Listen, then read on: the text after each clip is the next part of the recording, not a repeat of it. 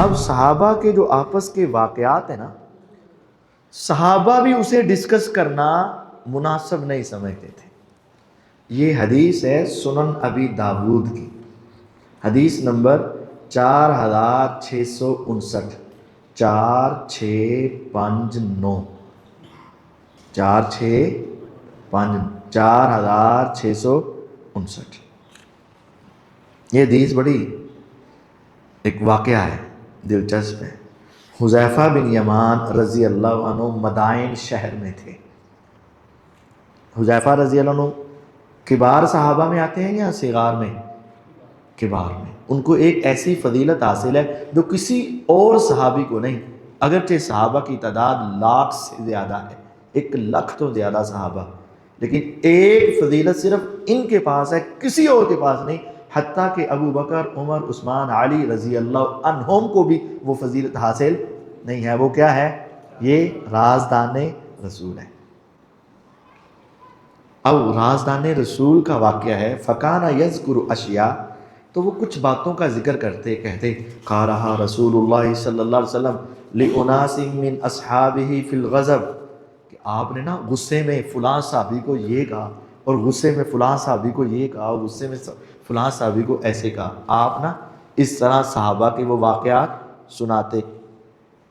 فینطلق ناس ممن سمع ذلك من حذیفہ فیاتون سلمان فیذکرون له قول حذیفہ، لوگ حضرت حذیفہ کا درس سنتے اور چلے جاتے کس کے پاس؟ سلمان فارسی رضی اللہ عنہ کے پاس، اور جا کر کہتے حذیفہ ایسی باتیں سنا رہا ہے، آپ بھی تو ان دنوں میں حضور کے پاس تھے، بتاؤ ذرا ایسے ہی ہوا تھا؟ فیقول سلمان حذیفۃ اعلم بما یقول، اب غور کریں جواب پر، نہ وہ کہتے ہاں ہاں صحیح کہہ رہے ہیں، این جی ہے، سچ ہے، سچ سنانا چاہیے، سچی باتیں آگے بیان کرنی چاہیے، نہیں، اور نہ وہ یہ کہتے کہ نہیں ایسے نہیں ہوا۔ اگر وہ کہیں ہاں ہاں تو وہ ان کے ساتھ شریک ہو گئے، اور اگر کہیں نہیں تو یہ غلط ہے، جھوٹ ہے۔ نہ وہ ان کے ساتھ شریک ہونا چاہتے تھے اور نہ وہ جھوٹ بولنا چاہتے تھے، تو وہ جواب کیا دیتے؟ حذیفۃ اعلم بما یقول، حذیفہ کو زیادہ پتہ ہوگا۔ فیرجعون الی حذیفہ، لوگ واپس حذیفہ کے پاس آتے، فیقولون له قد ذکرنا قولک لسلمان فما صدقک ولا کذبک، ہم گئے تھے سلمان فارسی کے پاس، ہم نے جا کر آپ کو واقعہ سنایا تھا، نہ انہوں نے آپ کی تصدیق کی نہ آپ کو جھوٹا کہا، وہ تو آپ کی تصدیق نہیں کر رہے تھے۔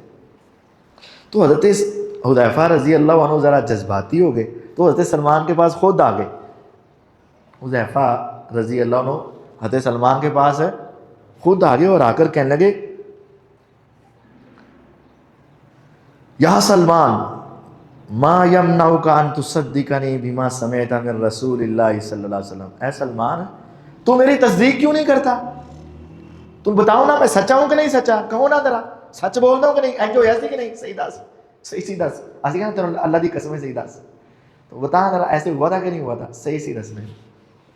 تو سلمان کہتے ہیں ان رسول اللہ صلی اللہ علیہ وسلم کان یغضب فیقول فی الغضب للناس من اصحابی ویرضا فیقول فی الرضا للناس من اصحابی، کبھی آپ غصے میں ہوتے غصے میں کچھ بات کر جاتے، کبھی آپ خوشی میں ہوتے خوشی میں کوئی بات کر جاتے، لیکن بات سن اے حذیفہ، اما تنتہی، یہ جملہ اما تنتہی حتی تورث رجالا حب رجال ورجالا بغض رجال وحتی توقع اختلافا وفرقا، اے حذیفہ کیا تم ایسے واقعات سنانے سے باز نہیں آؤ گے؟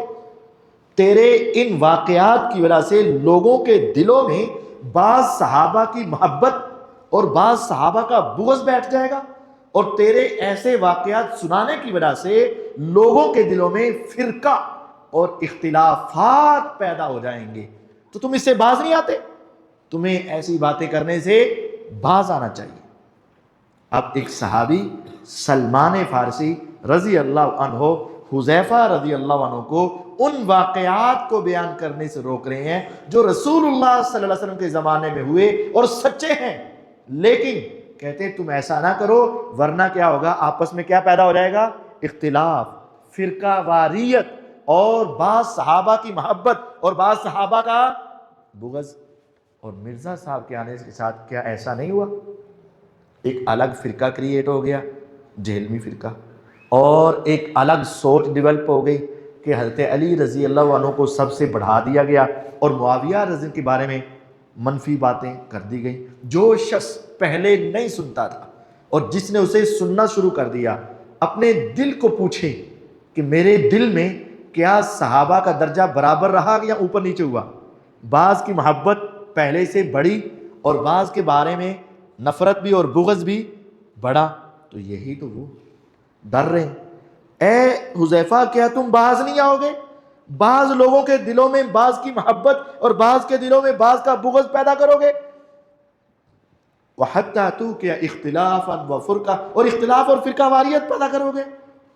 اور آگے جملے سننے والے ہیں، اور تمہیں پتہ بھی ہے کہ رسول اللہ صلی اللہ علیہ وسلم نے خطبہ دیا تھا اور آپ نے فرمایا تھا میں جس اپنی امت میں سے جس آدمی کو بھی جھڑک دوں یا اس پر لعنت بھیج دوں اپنے غصے میں، تو میں ایک آدم کی اولاد ہوں، مجھے غصہ آتا ہے جس طرح لوگوں کو غصہ آتا ہے۔ اللہ نے تو مجھے رحمت للعالمین بنا کر بھیجا ہے، اے اللہ میرے ان جھڑکوں کو لوگوں کے لیے اپنی رحمتوں کا سبب بنا دینا قیامت کے دن۔ اور اے حذیفہ میری گل سن لے، واللہ لتنتہین، اللہ کی قسم ضرور بھی ضرور تم اپنے اس کام سے بعد آ جاؤ، او لأکتبن الی عمر، یا میں تمہاری شکایت لکھ کر بھیج دوں گا کس کو؟ پھر تم جانتے ہو جانے کیا مطلب تھا کہ حضرت عمر بھی آپ کو اس کام سے، اور ان کا روکنا پھر بڑا سخت ہوگا۔ اس کا مطلب ہے کہ صحابہ سمجھتے تھے کہ ایسا کام نہیں ہونا چاہیے، اور اگر تم نہیں روک رہے تو پھر حکمران تمہیں زبردستی اس کام سے۔ تو یہی سلف کا موقف ہے، مشاجرات صحابہ، اختلافات صحابہ، جس کی وجہ سے بعض کی محبت پیدا ہو، بعض کا بغض پیدا ہو، درجات میں تفاوت ہمارے ذہنوں میں پیدا ہو اور بعض کے بارے میں منفی ذہن بنے، ایسی باتیں کرنے سے باز آنا چاہیے۔ ایسی باتوں کو عوام الناس کے سامنے ڈسکس، ان کو کوئی جڑیاں حدیثاں چ انہاں دے واقعات بیان ہوئے نے، انہاں حدیثاں چ آ بھی حدیث ہے کہ ایہو جیاں گلاں ڈسکس نہیں تو دسدا، اور وہ جس انداز میں بیان ہوئے ہیں اس انداز میں تم بیان نہیں کرتے۔ اب قرآن مجید میں آدم علیہ السلام کی غلطی کا بھی ذکر ہے، لیکن اب بیان کرنے میں فرق ہوگا۔ کچھ ایسے ہوں گے جو حضرت آدم علیہ السلام کے پورے ادب و احترام کا خیال رکھ کے بیان کریں گے، اور کچھ ایسے ہوں گے جو بدتمیز انداز، لہجہ، کلمات، ٹچکریں، آنکھوں کے اشاروں کے ساتھ بیان کریں گے۔ تو پھر دونوں کے بیان میں واقعہ ایک ہوگا، بیان میں فرق ہوگا، تو اس کی وجہ سے ایک بدتمیز ہو جائے گا اور ایک تمیز والا، اور ایک گستاخ کہلائے گا اور ایک گستاخ نہیں کہلائے گا۔ والدین کی کوئی غلطی ہو، بیان کرے تیری ماں دا قسم انج کردا پیا، اور تمہارے والد صاحب نے ایسے کہا ہے، دونوں باتوں میں فرق تو ہوگا نا کہ نہیں ہوگا؟ تو یہ حدیث، یہ 4، 6، 5، 9، 46، 59 یہ حدیث بتاتی ہے کہ ایسا انداز اور ایسے واقعات جس کی وجہ سے محبت اور اختلاف پیدا ہو اور بغض پیدا ہو، ایسے واقعات کو بیان کرنا درست نہیں ہے۔ الحسن اسلامک سینٹر